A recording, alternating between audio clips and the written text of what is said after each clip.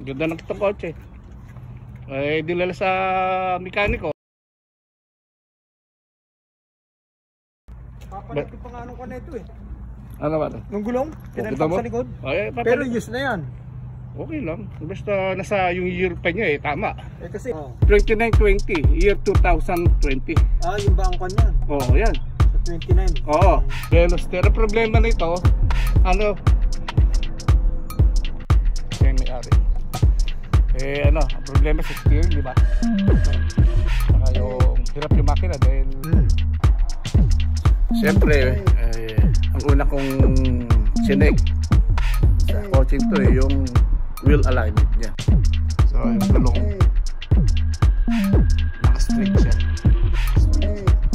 At yung manibela kailangan ito nga naka-list pero okay lang yan, konti lang naman ang ano yan ang play.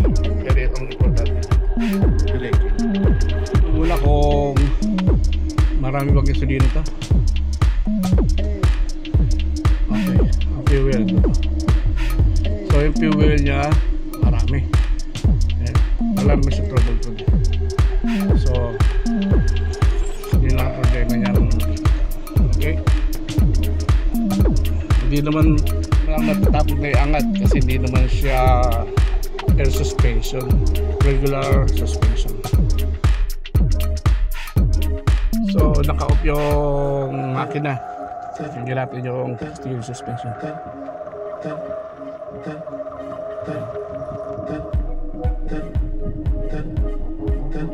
Andar natin makina.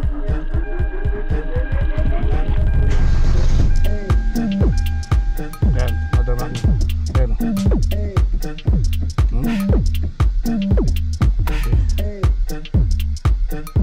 Investigahan ko yung ilalim.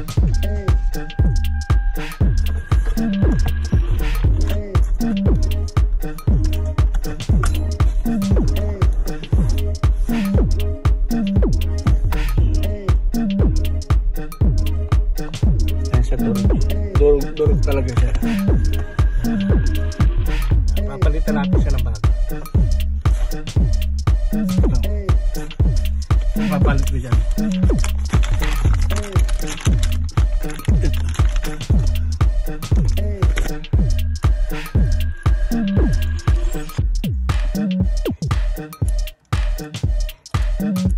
Dito na lang, marami na akong tumba na gamit.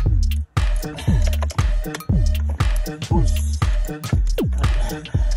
Ito ng trabaho, pwede ko tanggapin. Gamit na natin ito.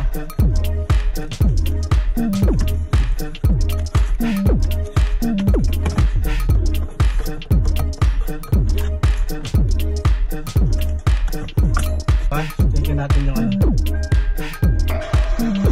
Pala natin. Pero wala na ingay.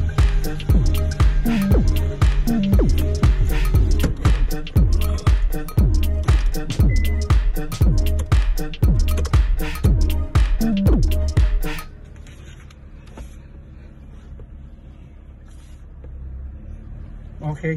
Salamat, walang trouble codes. So naka-off yung makina. Pakinggan natin yung steel suspension. Ayan. Paandarin natin makina.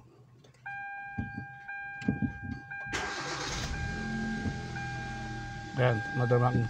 Ayan. Okay. Okay pare. Kumusta yung kotse? Maraming salamat. Wala akong masabi pare ko. The best ang pagkakagawa mo.